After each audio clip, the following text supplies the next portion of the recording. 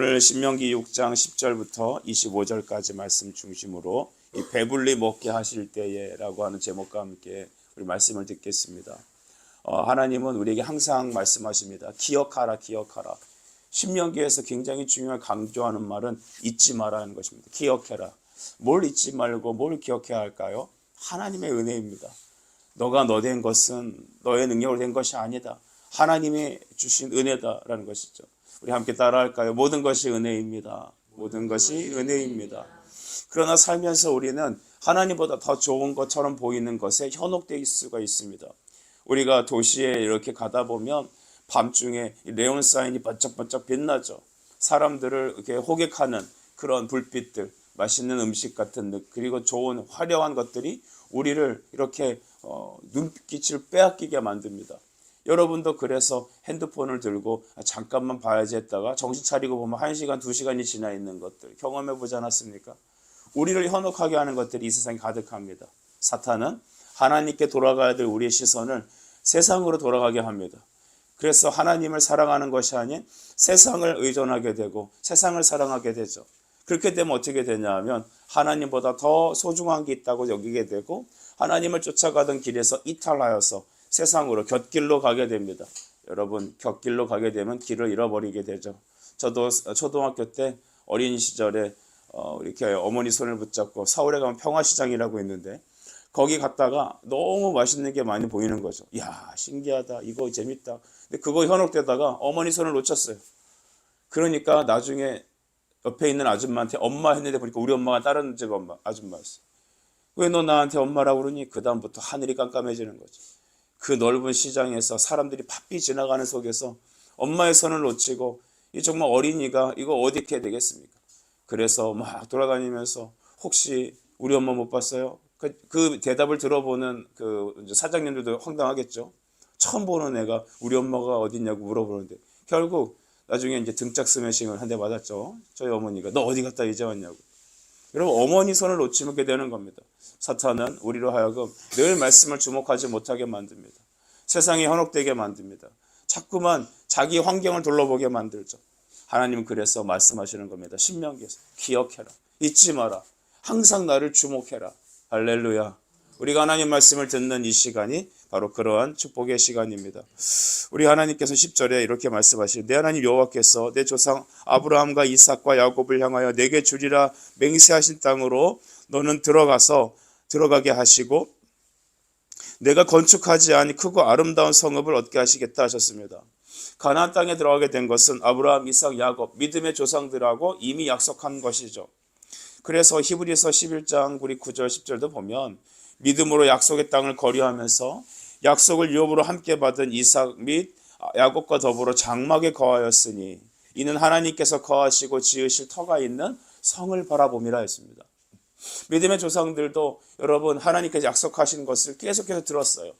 아브라함에게도 하나님 말씀하셨잖아요. 너의 본토 친척 아비 집을 떠나 내가 내게 지시할 땅으로 가라고 창세기 12장 1절에 말씀하십니다. 그러니까 떠나라고 하셨어요. 너의 현장을 떠나서 내게 줄 땅이 있다. 근데 오늘 히브리서 11장에서는 그 믿음의 조상들이 하나님께서 거하실 영원한 성을 바라봤다라는 겁니다. 여러분, 벌써부터 믿음의 조상들 아브라함, 이삭, 야곱은 바로 그냥 눈앞에 보이는 가나안이라는 그런 부동산을 본 게 아니라 그런 땅 지역을 본 게 아니라 그것을 통해서 하나님 나라를 믿음으로 볼 수 있게 하셨습니다. 여러분, 그래서 이 가나안으로 들어가는 것은 하나님 나라를 주목하게 하는 것입니다. 오늘 하나님께서 그 믿음의 조상들하고 약속하신 대로 이제 가나안 땅으로 들어가게 하실 것이다라는 거죠. 그런데 그 들어갈 땅의 특징이 몇 가지 있는데 10절 후반절에 보면 내가 그 성읍을 건축하지 않았다는 것입니다. 11절에 보면 그 모든 아름다운 물건을 네가 채우지 않았다는 거죠. 그리고 그 집을 얻게 하셨대요. 네가 파거나 종자를 뿌리지 않은 식물을 먹을 것이고 네가 우물을 파서 만들어 놓은 우물을 아닌 그 우물을 먹게 하실 거며 너가 심지 아니하는 포도나무, 감람나무의 그 풍성함을 네가 누리게 하겠다는 것입니다. 여러분, 여기서 우리에게 중요한 힌트가 있잖아요. 내가 노력해서 얻은 것이 아닌 어떻게 하나님이 주신 것으로 선물로 주신 땅이에요. 그 땅은 에덴 땅과 같았어요. 여러분, 하나님이 처음 아담에게 주셨던 그 동산 이름이 에덴 동산이잖아요. 그 에덴은 기쁨이에요. 충만함이에요. 감사예요. 넘치는 은혜였어요. 그곳에서 하나님이 아담과 하와와 함께 거하셨잖아요. 근데 이 가나안 땅이 바로 그런 것이라고 하나님께서는 설명해 주시는 건데, 여러분 제가 방금 말씀드렸잖아요. 이런 모든 축복들을 이스라엘이 노력해서 얻었나요? 아니에요. 선물로 받은 거예요. 여러분 우리가 이 말을 딱 들을 때 선물로 받은 구원, 딱 그 말이 생각나지 않습니까? 우리 에베소서 2장 8절이 대표적인 말이잖아요. 그 은혜로 인하여 믿음으로 구원받았다. 하나님이 너에게 주신 선물이란다. 할렐루야. 우리에게 주신 모든 건 선물이에요. 우리가 보면 여러분 이 대한민국에서 누릴 수 있는 현대의 의료 시스템, 또 여기서 우리가 함께 아침마다 눈을 뜨면 우리가 걸어 나올 수 있는 힘과 기력들, 믿음들, 또 여러 가지 공기와 모든 살아갈 수 있는 원동력들, 이런 힘들은 누가 주시는 겁니까? 하나님의 선물입니다. 공기를 누가 여러분 노력해서 받아요? 우리의 생명을 누가 노력해서 여러분 이어가요? 하나님이 주시는 것이죠. 다 하나님이 주시는 거예요. 심지어 오늘 아침에 일어나서 밥을 할 수 있는 거, 밥을 먹을 수 있는 거, 출근할 수 있는 거, 내가 하루의 삶을 살아갈 수 있는 모든 것들 다 은혜로 주어진 것이죠. 여러분 하나님께서는 은혜로 주어주신 거기 때문에 이것이 누가 주셨음을 너희로 하여금 기억하라 하셨습니다. 반대로 우리가 하나님을 떠나게 되면 이 모든 주신 은혜를 여러분 우리는 망각하게 되는 거죠. 하나님이 제일 싫어하는 것이 여러 가지가 있는데 그것은 은혜를 은혜로 받지 않는 것입니다. 왜냐하면 은혜를 감사함으로 받지 않게 되면 어떻게 되냐 하면 바로 그것이 썩고 타락하게 되는 것이죠. 하나님은 그래서 그 땅에 들어가서 너희가 조심해야 될 것에 대해서 말해줍니다. 12절이죠. 너는 조심하여 너를 애굽 땅 종되었던 집에서 인도하여 내신 여호와를 잊지 말고 13절 내 하나님 여호와를 경외하며 그를 섬기며 그의 이름으로 맹세할 것이니라. 여기 13절에 그의 이름으로 맹세할 것이다 라고 하는 이유는 어떤 의미냐면 하나님이 최고의 권위로 두어라 라는 거예요. 여러분 누가 제일 우리 인생의 최고의 권위라고요? 하나님. 하나님이 넘버원이에요.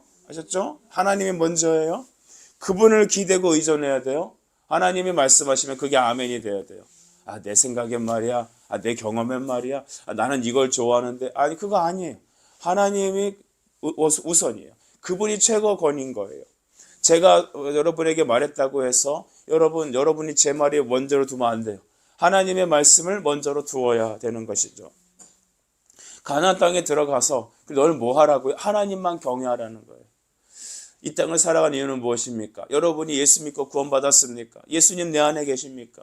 성령을 선물로 받았습니까? 그렇다면 앞으로 살아가는 모든 신앙의 생활은 바로 하나님을 경외하는 삶을 살아가는 겁니다. 이제 하나님 믿었으니까 구원받고 나는 지옥만 안 가면 되니까 이제부터 내 인생은 내 마음대로 살아봐야지. 그거 절대로 아니에요. 하나님은 우리에게 당신이 우리 인생의 주권자라고 계속해서 말씀하세요. 근데 우리가 믿음으로 보지 않고 우리가 신앙의 눈으로 보지 않고 이스라엘 사람들이 생각하는 관점으로 보면 내가 하나님의 종이 된다는 거, 하나님이 내 삶의 주인이라는 거, 이것처럼 여러분 불합리하게 보이는 게 없어요.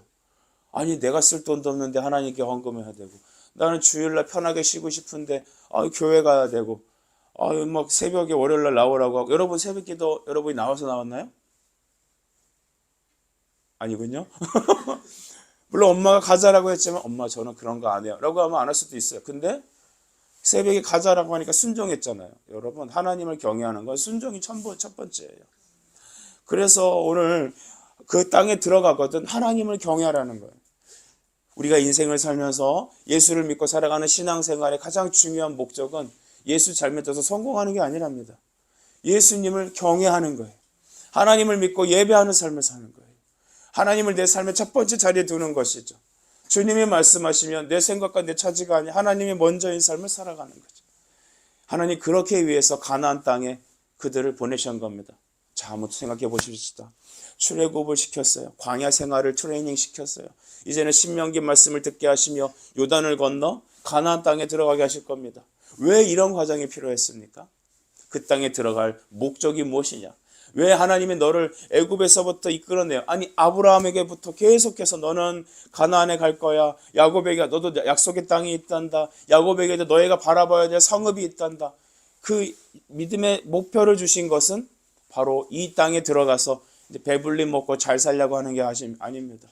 하나님을 경외하고 주님을 삶의 최고의 자리에 두고 주님을 뜨겁게 사랑하라고 그 말씀에 따라 순종하라고 그들을 그곳에 들여보낸 것이죠. 여러분 인생도 마찬가지 아닐까요? 우리 왜 살아갑니까? 하나님을 기쁘시게 하며 사는 거죠. 하나님을 삶의 최고로 두기 위해서 하는 것입니다. 여러분, 우리의 삶이 이렇게 바뀌어야 될 줄 믿습니다. 만약 그렇게 행하지 않는다면 어떻게 되느냐? 하나님은 15절에 보니까 하나님을 질투하는 하나님이라고 했어요. 무슨 하나님이요? 여호와는 질투하는 하나님. 우리가 하나님을 뜨겁게 사랑하지 않고 하나님을 넘버원으로 두지 않는다면 하나님은 질투해요. 그래서 우리를 진멸하실까 두렵다는 것입니다. 실제로 16절에 보면 이 마사에서 시험한 것 같이라고 하고 있습니다. 이것이 이제 출애굽기 17장에 마사에서 이스라엘 백성들이 하나님을 시험한 거예요. 그러니까 물이 없으니까 막 하나님께 불평하면서 그래 하나님이 우리 안에 계시나? 한번 시험해보자. 하나님을 시험한 거죠. 이 마사라는 이름 자체가 시험하다는 의미가 있어요. 근데 이것은 어떤 의미냐면 하나님이 우리를 구원하실 수 있는 능력이 되나 안 되나 한번 시험해볼까? 라고 하는 겁니다. 테스트해볼까? 하나님은 우리가 판단하고 우리가 이렇게 저울질할 대상이 아니라 믿고 따르고 순종해야 될 대상입니다. 그런데 그 하나님의 은혜를 까먹고 그들은 하나님이 우리 안에 계시나 안 계시나 한번 시험해볼까? 그렇게 하나님을 시험했던 것이죠. 그래서 가나안에 있던 그 1세대들은 다 여러분 그 광야에서 죽게 된 거죠. 출애굽한 1세대들이. 순종만이 천국에 갈 수 있는 거죠. 그 순종을 예수를 믿고 삶의 넘버원으로 두는 것입니다. 오늘 그리스도 하나님께서는 이후에 그 자녀들에게도 이와 같이 믿음의 역사를 가르치라고 하십니다. 우리 20절인데요. 20절 같이 한번 읽어보면 좋겠습니다. 시작. 후일에 내 아들이 내게 묻기를 우리 하나님 여호와께서 명령하신 증거와 규례와 법도가 무엇 뜻이냐 하거든. 21절. 너는 내 아들에게 이르기를 우리가 옛적에 애굽에서 바로의 종이 되었더니 여호와께서 권능의 손으로 우리를 애굽에서 인도하여. 아멘. 부모가 자녀들에게 꼭 이 율법의 말씀을 가르치라고 말하고 있습니다. 오늘날로 말하면 캐테키즘, 바로 신앙 고백을 가르치라는 것입니다. 우리에게 그래서 믿음의 선배들은 1617년, 16년도, 17년도에 웨스터민스터 소요리 문답이라는 것을 만들었습니다. 자녀들에게 앉혀서 부모가 우리의 구원의 도는 무엇인가, 성경은 무엇인가, 너는 구원의 확증이 있느냐, 또 가정마다 모여서 우리 하나님 말씀을 갖고 나누면서 하나님은 누구신가, 오늘 우리를 통해서 어떻게 일하시나, 이런 얘기들을 여러분 가르치라는 것입니다. 우리 부모 세대 때 하나님을 만났던 은혜들, 날마다 우리가 서로 말씀을 가정마다 나누라는 것이죠. 여러분, 목회자는 설교하는 사람입니다. 공동체 예배와 여러분을 목양하는 사람입니다. 두 번째, 여러분의 중요한 교사는 첫 번째가 부모여야 합니다. 특별히 우리 이스라엘 전통을 보면 남편에게, 우리 아버지에게 영적인 권한을 주셨습니다. 그래서 부모가, 아버지가 말씀을 묵상하고 자녀들에게 하나님의 구원의 도와, 또한 그 자녀들을 축복하며 기도할 수 있는 축복권을 주셨습니다. 그럼 목사님, 아빠가 예수 안 믿는지 뭐 어떻게 해야 되나요? 엄마가 하면 됩니다. 근데 중요한 것은 부모가 자녀들에게 제일 좋은 교사가 되어서 하나님의 구원의 역사를 가르치게 되어 있습니다. 우리는 여러분, 우리 사사기 시대를 우리는 앞으로 우리 볼 기회가 있을 텐데, 사사기 시대의 가장 중요한 여러분 요약본은 뭐냐 하면 사람이 각자 소견에 오른 대로 살았다는 거예요. 그러니까 자기 마음대로 살았대요. 오늘 우리가 살아가는 이 시대가 사사기 시대예요. 내 마음대로 살아가는, 내가 법이에요. 이렇게 신앙생활 하자, 이렇게 예수 믿자 하면 꼰대 나셨네, 이렇게 생각한다니까. 나는 내 생각이 있고 하나님도 내 생각에 맞추셔야 되고, 그런 거 아니잖아요. 하나님 우리 인생에 구원을 주시고 오늘도 생명과 복과 은혜로 우리를 이끄시는 이유는 우리가 하나님을 경외하기 위한 것입니다. 자로나 우리를 치우치지 않고 하나님을 경외하고 주님을 따라갈 수 있는 방법은 다른 거 없어요. 늘 하나님의 말씀을 들어야 되는 거예요.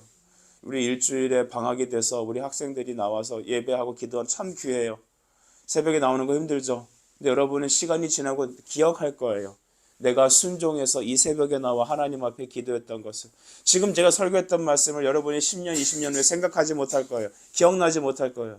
그러나 기억할 수 있는 단 한 가지는 내가 그때에 하나님 앞에 나와서 무릎 꿇고 찬송 부르고 기도하고 하나님 앞에 마음을 두었던 그것은 기억할 거예요. 여러분, 그것이 믿음의 유산이라고 하는 거예요. 오늘 하나님은 그 땅에 들어가거든 부지런히 자녀들에게 가르치라고 했어요. 공부 가르칠 게 많죠.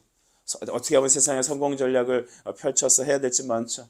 부모의 어떤 삶의 노하우를 전수하고 싶죠. 재산도 주어져야겠죠. 그러나 그것이 넘버원이 아닌 첫 번째 자리가 아닙니다. 첫 번째는 하나님의 구원의 역사, 너희를 어떻게 애굽에서 이 땅까지 인도해내셨는지 그 하나님의 전능하신 구원이 무엇인지를 구원을 가르쳐야 되는 거예요.